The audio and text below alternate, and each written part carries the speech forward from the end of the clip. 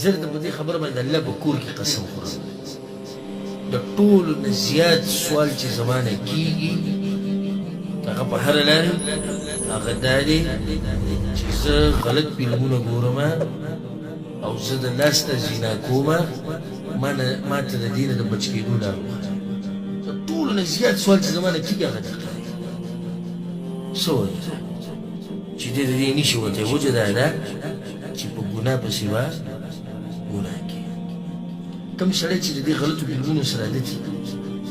دله د هغه وخته پورې خوب نه ورځي چې څوک ورې دا فلم کتلی وي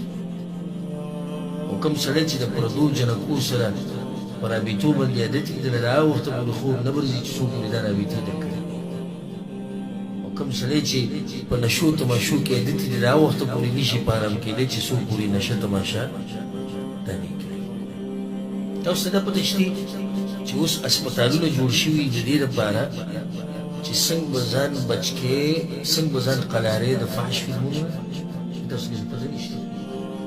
دې هسپتالونه جوړ شوي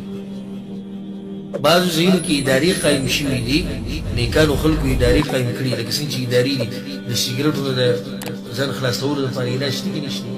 شته د چرسو هیرون نه به ځان څنګه خلاصېدای لپاره علاج شته د سیدي لپاره علاج شته خو ناشته دا ده چې ولې دا فلم پرېښودل دومره ګران دي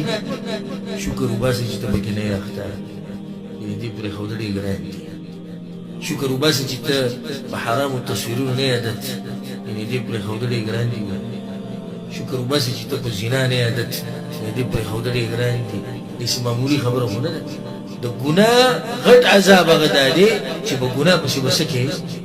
ګناه به کې اخره کې به د ګناهونو په دې جال کې ونښړې او مرګ به دله په دغه حال کې راشي چې ته به په ګناه کې اخته یې